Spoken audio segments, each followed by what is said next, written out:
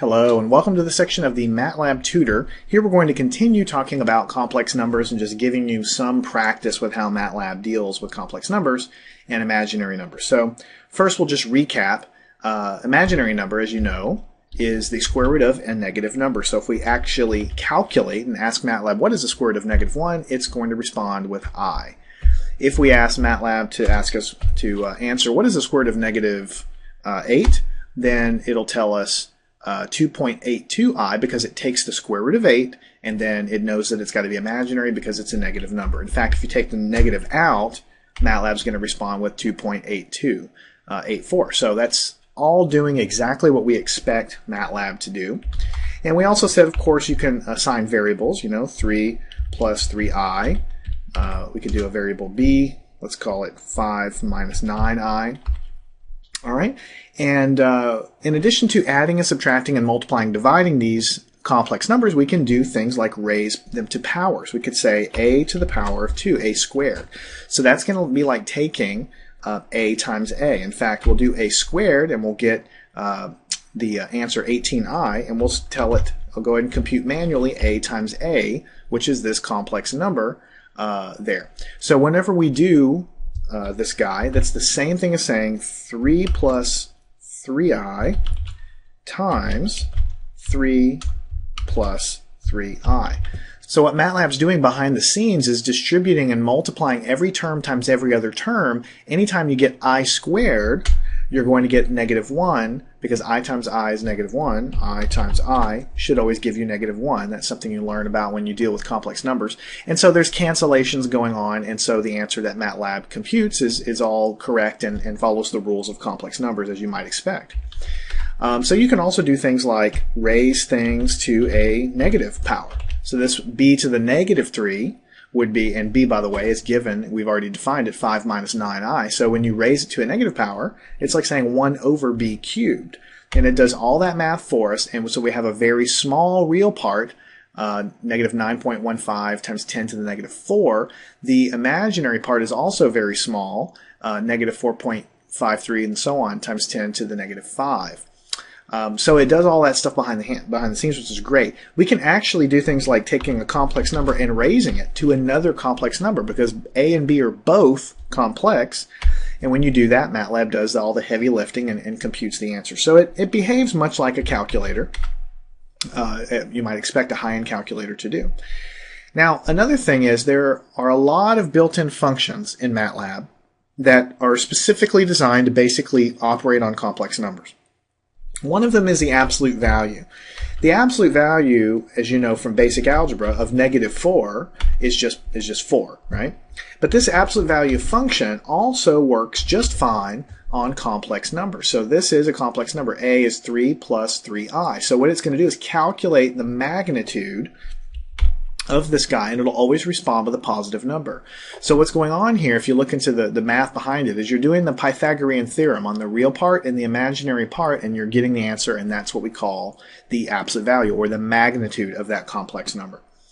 Now this complex number lies in the complex plane as well. You have a real part and an imaginary part, so there's always an angle defined with every complex number, the angle from where you are to the x-axis. So to pull that angle out, you just basically type in angle and then you pass it the complex number and it's going to respond with an angle. Now, you should know by now, MATLAB always deals in radians, so this is an angle in radians. If you wanted that to be in degrees, you would say, okay, let's take what we did before, take the angle of that complex number. We need to multiply it by 180 divided by pi. That's going to cancel radians with radians, and so you're going to be left with degrees. That's just a conversion factor, so that's 45 degrees. And that should make sense to you because the complex number a is 3 plus 3i, so it's 3 units over on the real axis, 3 units up the imaginary axis. It should be right at 45 degrees, and that's what we get. Okay, so doing the absolute value of a complex number and the angle that exists in the complex number is something you'll be doing a lot with anytime you deal with any kind of complex results. The other thing is I just want to show you that you can, this absolute value business, makes intuitive sense if you just operate on pure imaginary numbers. I mean, there's no real part to this at all. So the absolute value should be 2. All right. If you have 3i, the absolute value should be 3, and so on. So if you pass it a complex number to plus 3i, then like I said before, it's doing the Pythagorean theorem to find out what the magnitude there is. Same thing for the angle, just to kind of review a little bit.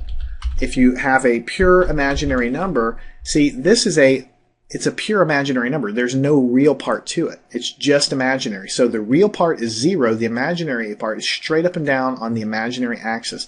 So the angle for something like this is always going to be 90 degrees, or pi over 2. This is pi over 2 radians.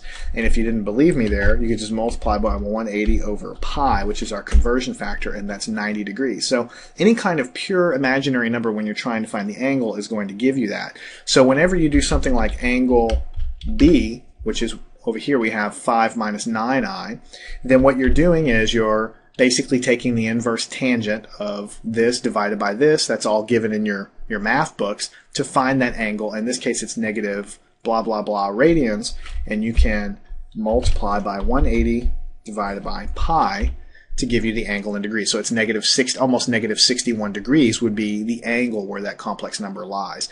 All of this stuff is taught to you when you start learning about complex numbers. I'm just kind of going through some real calculations so you can kind of get familiar with how you deal with it in MATLAB. Now, you also have some other functions that are designed specifically to deal with complex numbers. For instance, there's a function called real, and if you pass it something like this, then it's going to return whatever the real part of this is. So this is the real part, this is the imaginary part, so it's going to return 3. Right? Of course, it's perfectly happy if you if you put a variable in there that has a complex number, right? 5 minus 9i, that's what I'm putting in there, so the real part of that is 5. So it's just going to return this guy. The same thing works just fine with imaginary. If I stick the variable a into the function called imaginary, imag, then this variable is going to go in there. The imaginary part is 3. So the imaginary part is going to return 3. If I stick variable b in there, if you look at what b is, the imaginary part is negative 9, so it's going to return with negative 9. These are things that really are not so much that you would probably not do them so much when you're just working with these basic complex numbers, but you might use them a lot if you're programming in MATLAB. Maybe you're writing a function that you've got a very long calculus, integration or something like that you're doing, the result of which might be complex, right? Well, then your final answer, maybe you want to strip away the imaginary part and only give yourself the real part in the final display of the answer. Let's just say whatever integral you're doing, you only care about the real part of the result. So you might have a function in one of these .m files that calculates the integral, it gets a complex answer, and then you might at the very end just take the real part of it and display the real part as the answer. Maybe that's just your algorithm. So these functions, real and imaginary, absolute value, angle, things like that, those are things that are kind of trivial, but you might use them when you're programming, so that's why we're really covering them. Okay, let me clear the screen. Finally, before I close here, I'd like to just kind of go over some things, something very important with complex numbers that you learn in your math classes in trigonometry and in calculus in specific. So if you remember, there's something called the Euler identity, right? And that means that if you have a complex exponential, right? For instance, something like pi times I. Okay, so this is a complex exponential. In other words, it's e raised to the power of pi times I. And if you have learned about the Euler identity, which most of you probably have, then what it means is that this is an equivalent way of writing a complex number. The magnitude of this guy, remember the absolute value we're just calculating, is whatever sits out in front of this exponential, which in this case is 1. The angle, which remember we were using the angle function, is basically the angle here that sits in front of the I. So I can just look at this without doing any calculations, and I can see that the magnitude, the absolute value of this complex number is 1, and the angle is pi.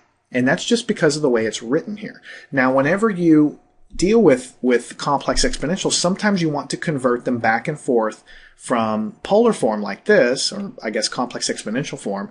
You might want to convert them to rectangular form. So when you type it in like this and you hit enter, MATLAB is going to basically automatically convert it to rectangular form. So MATLAB says that from the Euler identity, from the math behind it, this is equivalent to -1 plus 0i. In other words, it's equivalent to saying the real part's -1, the imaginary part is just 0. And so that comes about because the Euler identity is cosine of the angle plus I times the sine of the angle. The angle here is pi. So cosine of pi is -1. Okay, that's the real part. Plus I times the sine of this angle, and the sine of pi is 0. So that's cosine plus I sine of the angle, and that is the Euler identity, and that's why you get this.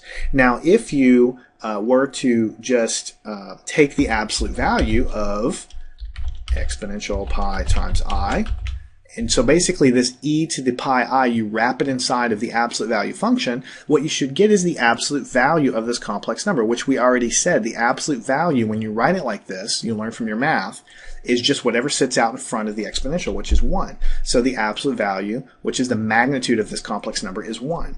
So let me go back and change the function. Instead of absolute value, what if we type in angle? What we're trying to find here is what is the angle that this complex number sits at? Well, the magnitude is what sits in front of the exponential.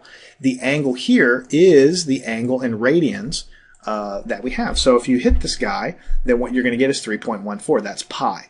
So I'm just telling you in a roundabout way that MATLAB understands Euler's identity. It understands all of the identities, basically. So if you type a complex number, complex exponential in, MATLAB is going to convert it to rectangular for you.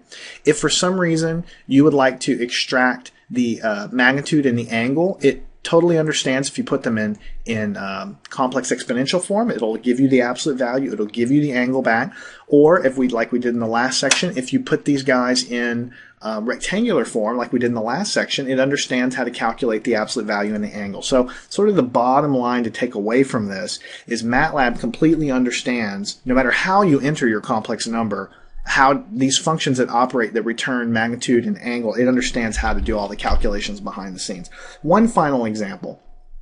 Let's say that, for instance, I want to take the absolute value of the complex number, but let's define it as a complex exponential. 3 times the e to the power 0.4 times I. So this is a complex exponential here. 3 times e to the 0.4 I. You know, this is the complex exponential way of writing a complex number. And you can convert back and forth between the complex exponential representation and the rectangular representation. But MATLAB understands that the absolute value is basically the number that sits out in front, which you learn in your classes. So the absolute value is 3. When you go over here, if you take away the absolute value and ask it to return the angle, it understands that the angle of this complex number is whatever is sitting out in front of this I. So 0.4 is what gets returned there. Hit enter one more time. 0.4 is what gets returned there. So again, the bottom line is no matter how you enter your complex numbers, if you hit angle A, so this is a rectangular form that goes in there, MATLAB understands, okay, calculate the angle. It's in rectangular form. Here's the angle in radians back. If you're entering complex numbers in complex exponential form, it understands that. It understands all of this stuff. So you don't have to worry about how should I convert it, how should I present it to MATLAB. It understands all that stuff. If this is foreign to you, if you don't understand what I'm talking about by complex exponentials, it just means that it's something you've forgotten, or it's something in a math class that maybe you haven't taken yet or haven't used that much. This is just another way of writing a complex number that is used quite a bit in math. So when you're working with MATLAB, you can use any representation you can. MATLAB understands all this stuff. Get it out, play with it, practice with it, and get comfortable with how to use complex numbers, including the Euler identity in MATLAB.